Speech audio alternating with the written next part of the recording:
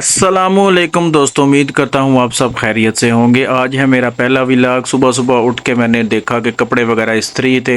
Bed के ऊपर मुझे जनाब कपड़े मिले और साथ 10 का नोट मिला। वाह!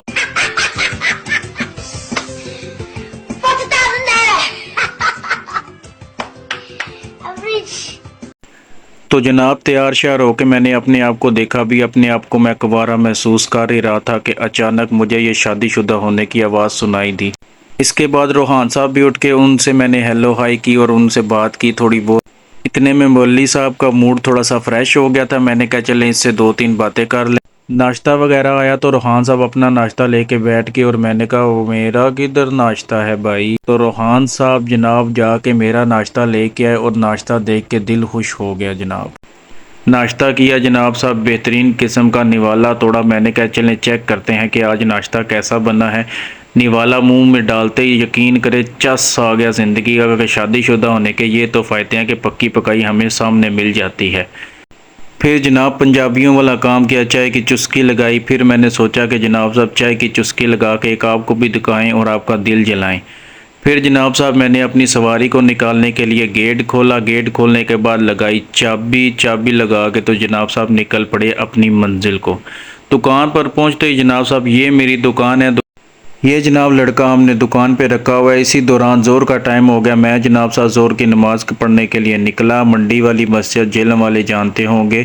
जैसे ही ज़ोहर का वक़्त हो जाता है दिन गुजरने का पता ही नहीं चलता। तो जनाब साहब मस्जिद के अंदर एंटर होते ही एक अजीब से दिल को सुकून मिलता है कि चलें अल्लाह ताला ने तौफीक दी नमाज़ पढ़ने की हमें।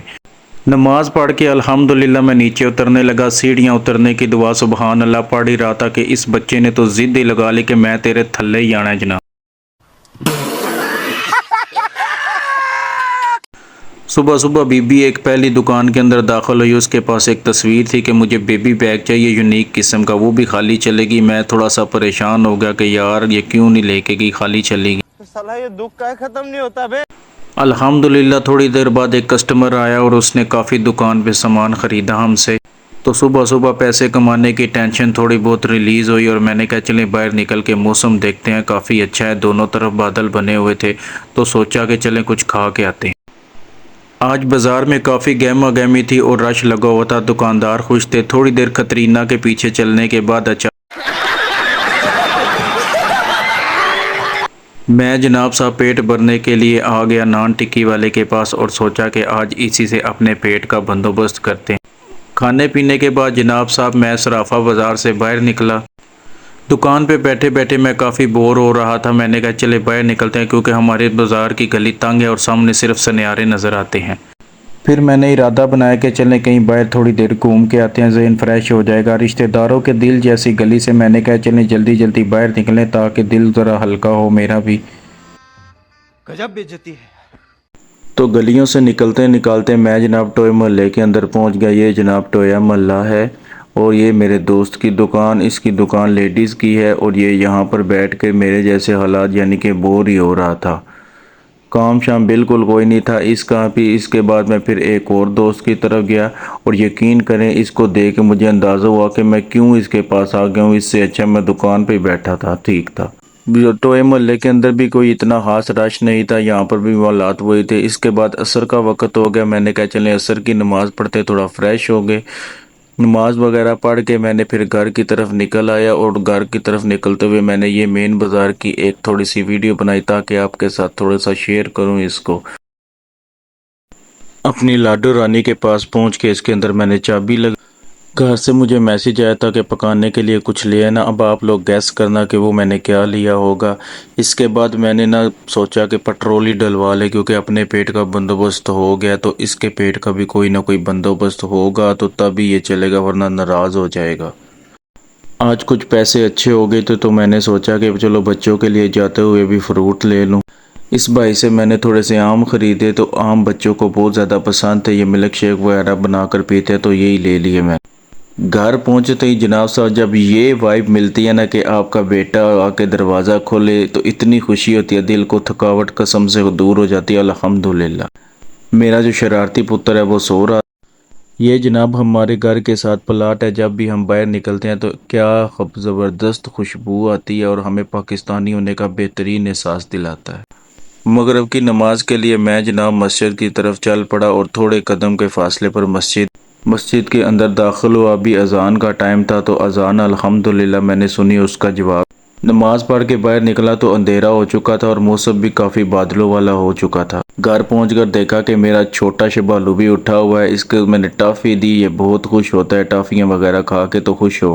फिर बेगम ने मिल्क शेक बनाया, हम सब ने वो पिया, बड़े मज़े का बना हुआ था। चुस्की लगाई सब ने अल्हम्दुलिल्लाह। उसके बाद ईशा का वक़्त हो गया। ईशा की नमाज के टाइम पे जनाब साहब बहुत अंधेरा था तो मैंने कहा चलें ईशा की नमाज़ पढ़ के तो अपनी नमाज़ों को मुकम्मल करते हैं। ईशा की नमाज वगैरह पढ़ के अल्हम्दुलिल्लाह मैंने कहा चलें अभी घर का रुख करते हैं क्योंकि अभी एक और पंगा बाकी। मेरे सर में बहुत ज़्यादा दर्द था। नमाज के बाद वो दर्द दूर हो गया और सुकून हो गया। घर पहुंचा तो पता चला आटा ख़राब हो गया तो रोटियां लेके आओ तो मैं लेने वो आ गया। घर में गोश्त बना हुआ था, मेरा खाने का दिल नहीं था। मैं और रोहान ये जिद करके मेरे साथ आ गया था। मैंने कहा चलो संभाल नान कोई साढ़े चुक के ना ले जाए। मैं गरीब हूँ, मैं गरीब हूँ। ये जो लड़का है नान टिक्की वाला, ये बहुत ज़्यादा नेक दिल और अच्छा इंसान है। इसका अखलाक कितना बेहतरीन है कि मैंने कबाब लेने थे और वह फिर बाइक चलाते चलाते सीधा इसके पास आ गया। अल्लाह इसको सेहत दे, तंदुरुस्ती दे। इसके पास से मैंने ना जनाब साहब एक दफ़ा पहले भी लिया था और ये बहुत ही अच्छा लड़का है।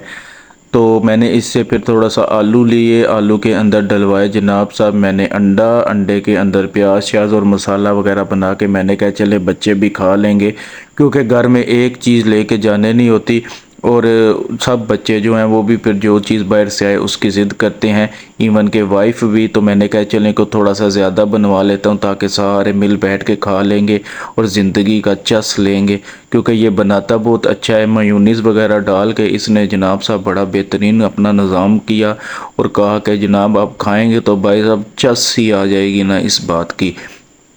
व्लॉग बनाने में काफ़ी मेहनत लगती है, इस चीज़ का अंदाज़ा नहीं था मुझे। मैंने कहा चुटकियों वाला काम है ये तो मैं आसानी से कर लूँगा, लेकिन अभी किया है तो पता चला। तो मेहरबानी करो यार, सब्सक्राइब कर दो, लाइक कर दो, वीडियो को शेयर कर दो, आपकी मेहरबानी होगी।